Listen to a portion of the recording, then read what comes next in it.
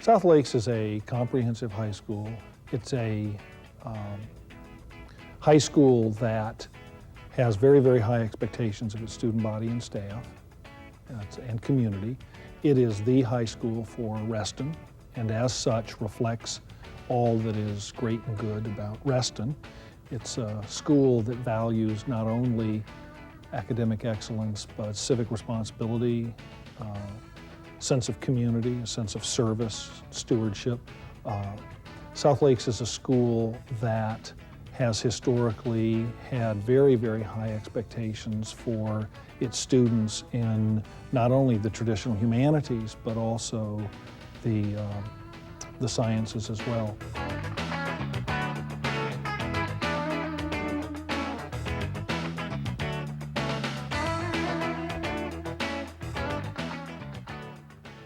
We embrace the kind of cultural diversity that's here at South Lakes and is present in Reston. Again, it's one of those characteristics and qualities of Reston that's reflected in South Lakes. So we embrace it and we celebrate it, we value it, but it challenges us also to provide a tremendous variety of programs. All of these programs meet the needs of our kids in our community and provide our kids really just a wealth of opportunity to find themselves, to explore, to be challenged.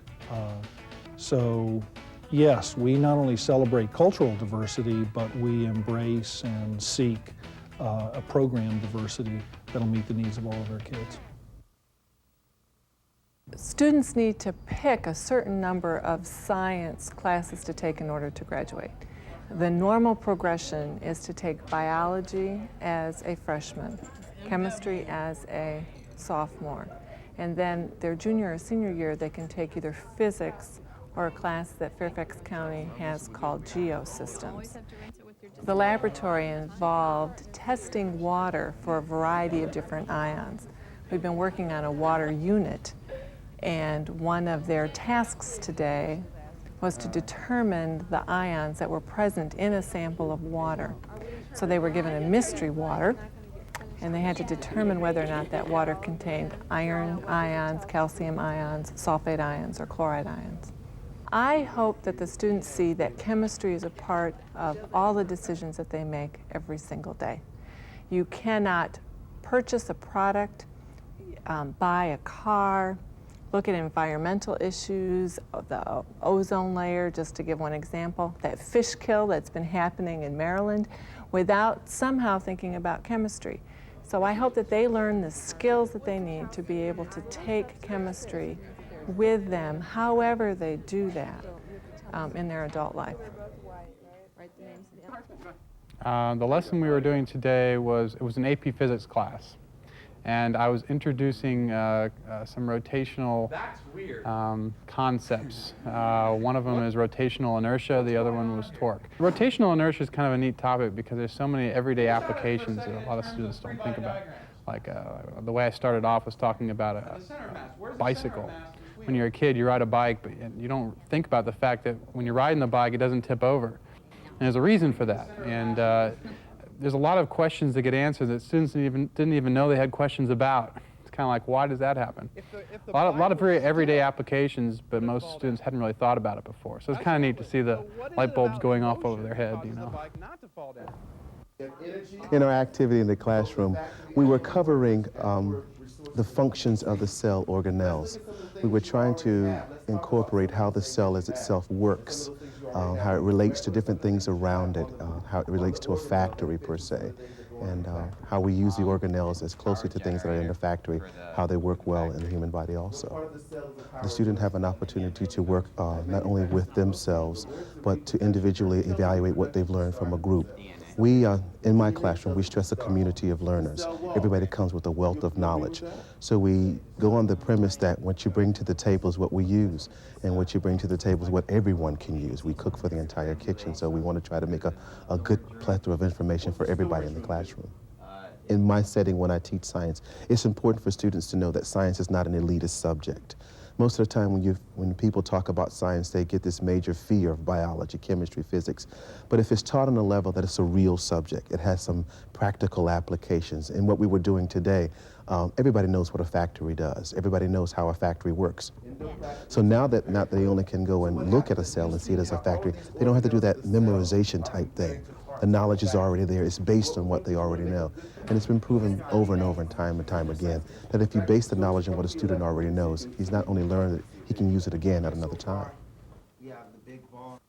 Teaming in general is a pretty broad concept. I think the idea is that as individuals, teachers have different strengths, different areas that they can contribute best to a classroom, and that students' learning is enhanced by by being taught in a lot of different ways by a lot of different people.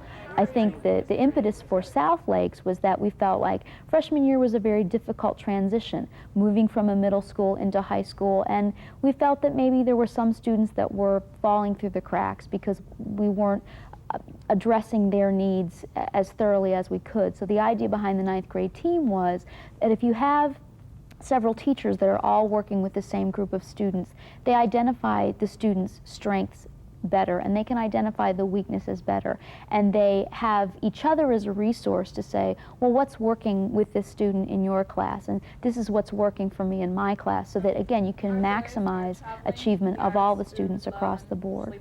The project that we're working on right now is called an archaeological dig, and the students are being asked to create a civilization, create an archaeological site that would give clues about their civilization, and then they're going to be expected to excavate somebody else's site and analyze the site to see whether or not what they come up with is similar to the actual origins of the civilization. We were working on a group dynamics activity. The purpose of that was to get them prepared for being successful group members. During the year, as members of this interdisciplinary team, we do a lot of group activities with them because we feel that group work helps stimulate their intellectual energy and gets them really thinking about things that they wouldn't think about if they were just having a discussion with themselves.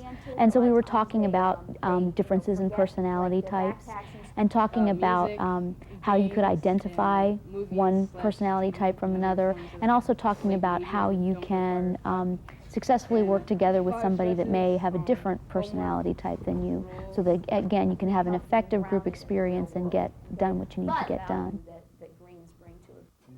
What we're doing in English is we're working on particular pieces of literature like The Inheritors or Lord of the Flies, and we look at how man is seen by the artist. Some of the concepts you have there. We also look at the mythology. As I mentioned, we look at the Joseph Campbell material.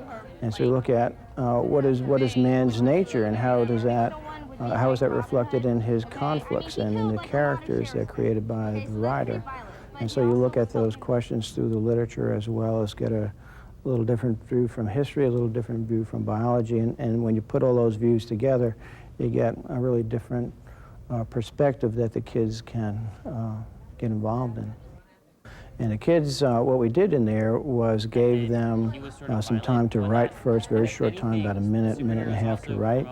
And then for each group of questions, they came back together as a group and did some discussions.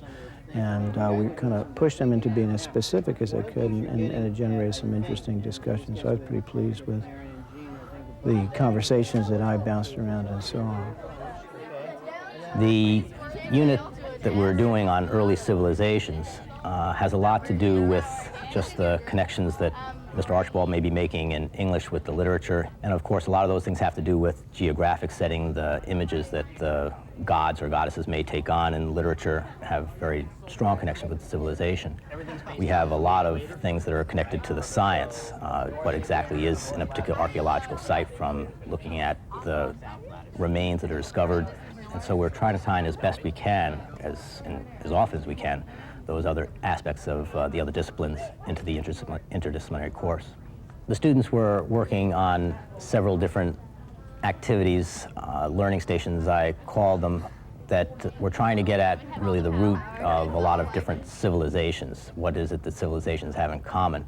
And there was a balance between some content information and some skills building activities that we were doing with the various things around the room. I think this is a comfortable environment. It's a nice, easy school to work in a lot of ways. And I think when we look at the staff as a whole, there's a lot of encouraging of kids and their different learning styles, their interests they have in the different kinds of things they do in school and outside of school, and we try to let them bring those in and hang the experiences we do in the classroom on what they're doing as well. And they come to us from a wide variety of backgrounds, so it's fun to work with them. In our government class, we try to help the students become good citizens, to learn all the principles of American government.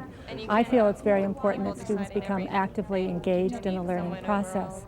So rather than go through the Constitution step by step, they learned a brief outline of it, and then were put into groups to write their own Constitution for an imaginary new school that's being built somewhere in Fairfax County. Their mission is to provide a document to govern that school and to help that school become the best learning environment possible.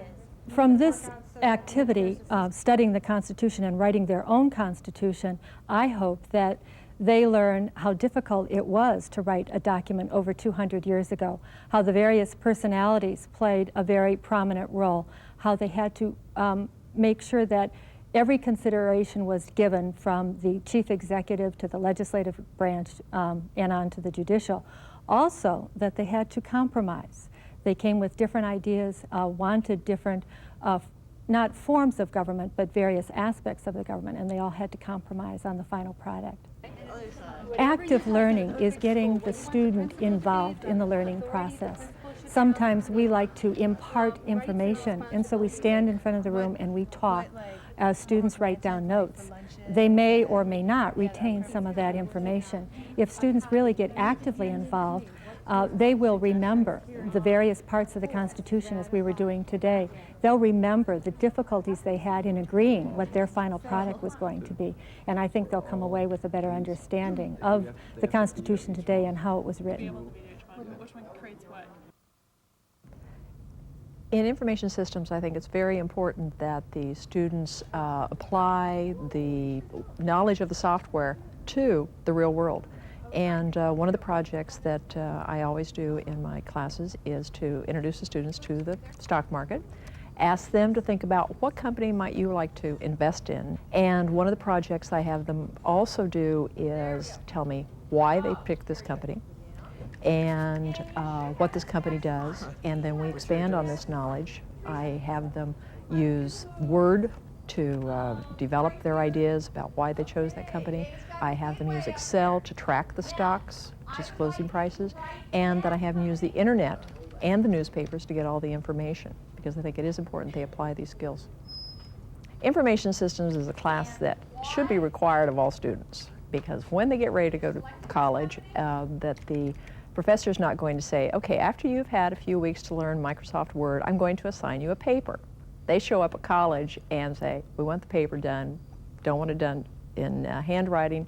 And so we teach them the Microsoft Word, Microsoft Excel, Microsoft Access, teach those functions, but make sure that they understand the connections to how they can use this, whether they plan on going to college, use it in high school right now, use it in the workplace, part-time jobs, full-time jobs, and see that it really applies to their lives in and all across the curriculum.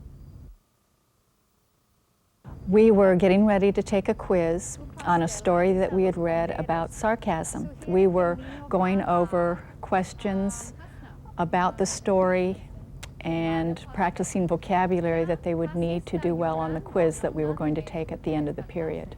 This year, Spanish 5 AP, yes, most of the class is conducted in Spanish. Sometimes if I'm explaining a tricky grammar point, I'll speak English, or if I really know there's a lot of confusion out there, I might go into English, but generally the class is conducted in Spanish, and it's a year where they finished all of their formal study of grammar, and we're refining grammar and getting more in depth to the picky aspects of the language. So by the end of the year especially, they've had a lot of practice with listening, comprehension, and speaking in many different situations. And they're ready to take the AP exam, which has all of those parts on it: listening, speaking, reading, writing. The ESL program came to South Lakes about 15 years ago, and I've been here teaching with South Lakes ESL program for about 13 of those years. We have approximately 95 students in the program now. The class that you saw today was a B2 class, and they were working with Ms. Khan and presenting some of the projects that they had worked on with her, so that it is giving them practice in using their oral skills as well as demonstrating what they have through their posters, what they have written, and what they have learned through their reading. One of the things that we find is when the student becomes involved, and when the student becomes able to make friends with those who are born here in the United States, grew up here, then they become a part of and a contributing member to the culture here at South Lakes High School.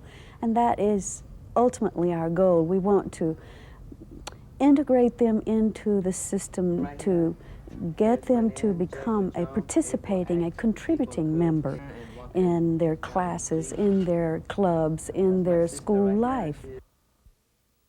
Leadership class is a class unto itself. The students do get a full credit for taking the course, and it's typically filled with student government students, your class officers, the student government officers, the SAC officers, and then any student who wants to be identified themselves as a leader. Anyone who's willing to take it and do sort of some of the grunt work in the school can sign up, and they have to go through an interview process, and we select them.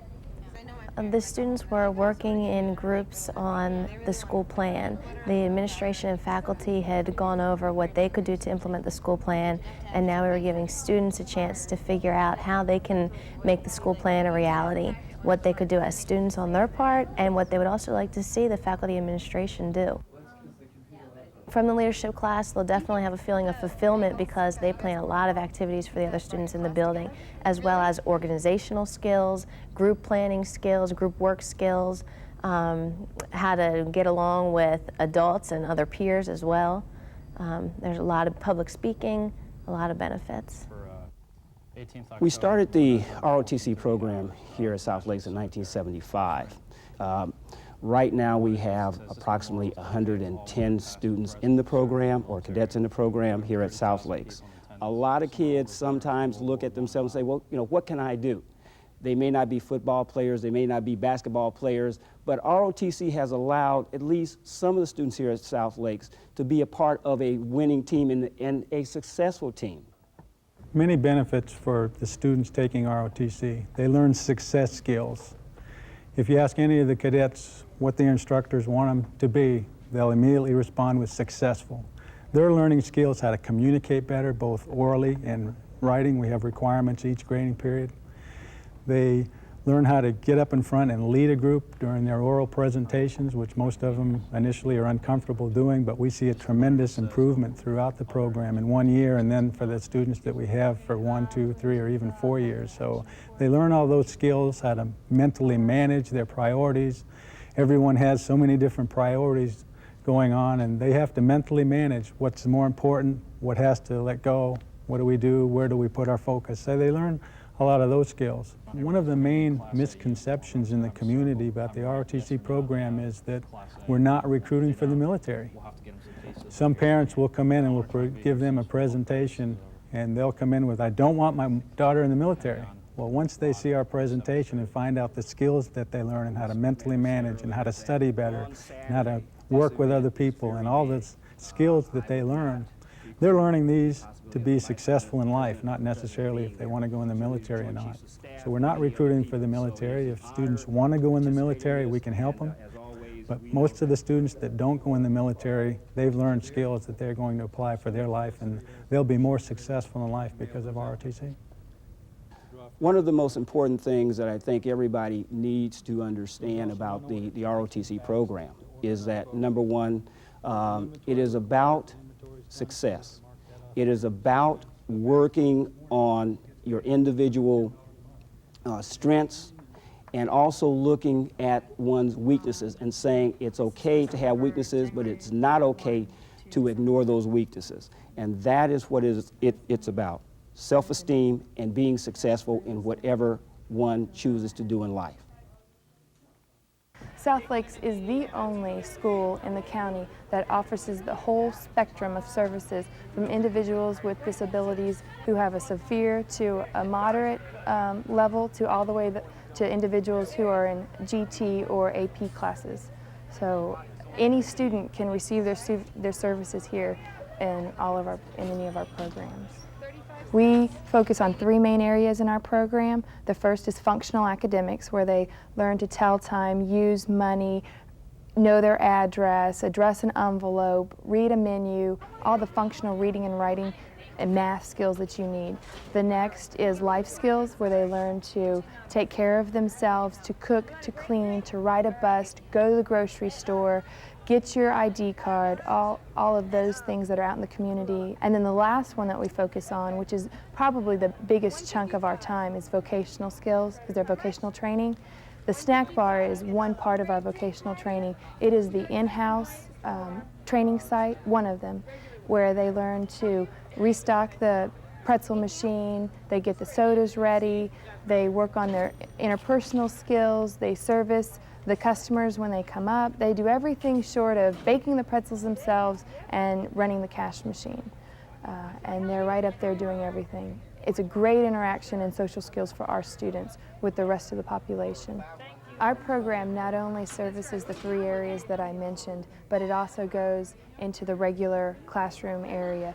We try and raise the level of expectations for all students, especially ours. We want to get them out into the regular classroom so that they can see what everybody else is doing, that they can be involved with everybody else. Most of why they're in there is it meets their individual education plan, so they're getting what they need as well as being in an atmosphere of all students, and they are able to function in that kind of environment. In the whole music department, we have the choral group, we also have the orchestra, and then you have the bands, and we comprise of all the music departments in the school. We were rehearsing like we would any other day. I chose a couple pieces that we'll be practicing for our Christmas concert or our holiday concert, and so we sight read one piece. It was the first time that we'd ever seen part of the piece, and you also saw a warm-up. Music spans so much of the students' entire experience in life. There are so many things that you can draw into music with regards to the other disciplines. We focus a lot on mathematical rhythms, and we focus a lot on foreign languages, and I feel that there is a strong correlation between all of the disciplines with physics and the way that sound is produced. Also in just the way that we project ourselves, such as in drama, there's a lot of that self-confidence that you need to project yourself.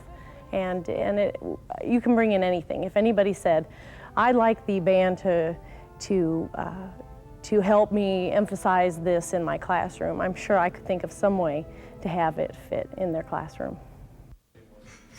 Extended Day Art was a program that originally started when we had the short classroom, and students had such a small amount of time to work. They found it frustrating, and we offered an afternoon program that gave them more time. And it allows the student, when we have continued with it, and it allows the student to work more on their own work in an individual manner. It's more student directed. It's more like an art community as it really operates.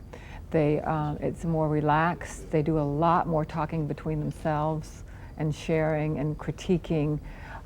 We always provide a core exercise or something you're doing for at that time when you can't creatively come up with work and you need to be a little more directed. So in a parallel sense, I'm always running some kind of program. We started out with these large self-portraits. They had to be full size. We started the year out with that. But that's how the Extended Day program works. The extended day art is open to all grades, 9 through 12, so it gives that freshman and that entering student the ability to see what kind of work is being done on the senior level, something that they don't get to do in the regular classes. And there's that sharing that goes on that's really nice. Sports medicine. This is a class that's an elective class at South Lakes for the 10, 11, 12th graders. It's a supplemental activity meant to give some of those who have an interest in a healthcare field a little bit of a background. It's kind of a teaser class. We take a variety of different professions and try and give them a little bit of information about different things. The basic thrust of it is there are injuries that occur. We focus on athletics. We take a look at the cause of the injury, the mechanics behind it, how you can identify, evaluate, how you decide what your next step is. And so we do a variety of things. We do, after the evaluation, then what we do is we take a situation where there might be a minor injury or someone's coming back from an injury, and we want to send them out to the activity, but we don't want to put them at risk for re-injury. We want to keep the joints stable. So one of the things we do is strapping or taping, and try and get it correct. You know, do no harm is the big thing. So we want to get them the idea that they can do some of these things. They're not hard, but they're different, and different's okay, and you can learn to deal with different. You just have to take your time doing that, and then get it right. And if something's not right on your care of the athlete, then you don't stop at that point. You don't stop and send them like that. You stop, take it off, redo, reevaluate. Can't put the athlete at risk. Education doesn't have to be hard. We're so easy to say, this is complicated. I don't know if you can learn this. Well, it's my job to break it down to simple so you can get it. So if we don't tell them something's hard, they may not know it's hard, and then by the time they've got it, then you tell them, this is college work. This is beyond college work. But look, you've got the principle, and they're like, it just opens them up. So I think having a staff that really enjoys what they're doing first. They like the field they're in. They like their science. They like their math. They like the English. They like the literature. We have an English teacher who dresses up every once in a while. Everybody thinks she's a little nuts, but you know, so what? She likes what she does. She gets their attention. If we have people like that who genuinely are interested in what they like to do, the kids are going to pick that up and feed on it. Then what you have sitting in front of you, you've got sponges, and you just throw stuff out and they soak it up. There is a win-win attitude here at South Lakes. They understand the fact that South Lakes is one of the premier schools in Fairfax County. The standards are high. We expect them to meet those standards. They come in and they say through their deeds and through their words, they intend to meet those standards or exceed those standards. It's a feeling. It is just a way that people tend to go about doing things here.